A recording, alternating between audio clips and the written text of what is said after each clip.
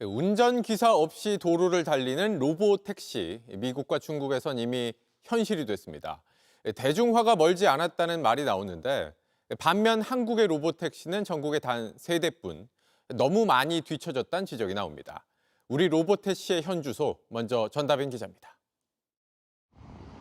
미국 자율주행 선두주자 구글의 웨이모가 지난달 뉴욕 로보택시 진출을 선언했습니다. 뉴욕주 법 개정이 남았지만 도로 환경이 복잡한 뉴욕의 교통정보 수집에 미리 나선 겁니다.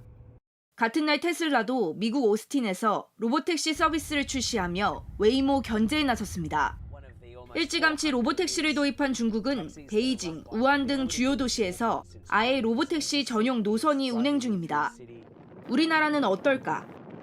우리나라도 이렇게 안전요원이 앉아있지만 차량이 스스로 운전하는 로보택시가 영업 중입니다. 하지만 전국에 단 3대뿐입니다.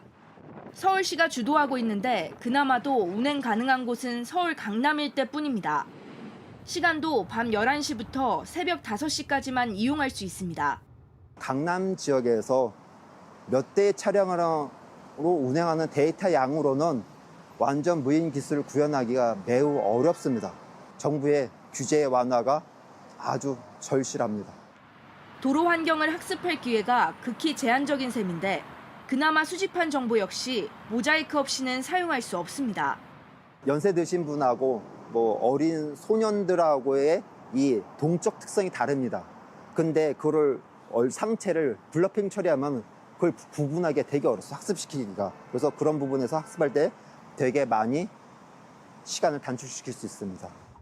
관련 개정안은 국회에 계류 중입니다.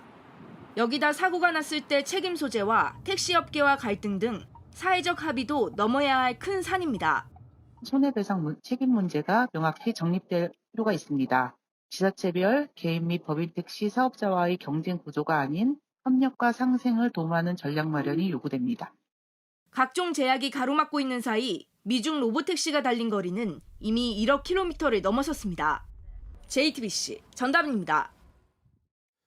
운전기사 없이 승객들을 태우는 로보버스 역시 이제 걸음마 단계입니다. 일부 지자체에서 실제 운행하고 있기는 한데 이게 일상이 되려면 넘어야 할 산이 많습니다. 계속해서 이상화 기자입니다. 새벽 3시 반 버스 한 대가 시민들을 실어 나릅니다. 한 스타트업이 서울과 경남 등 전국에서 운행하는 자율주행 버스입니다. 만일에 대비해 안전요원이 앉아있는 자율주행 레벨 3 단계입니다. 버스 기사를 구하기 힘든 새벽 시간대나 농촌 지역에서 인기입니다. 하동에 있는 자율주행 버스가 시민들로부터 좋은 반응을 얻고 있고요. 차량이 부족한 지역들에서 국민의 이동권을 향상시킬 수 있기 때문에 실제 60대 이상 버스 기사 비율은 최근 5년 새 급증했는데 이런 버스가 대안으로 떠올랐습니다. 자율주행 운행을 통해 모은 각종 도로 환경과 탑승자 정보는 국가 주권과도 직결됩니다.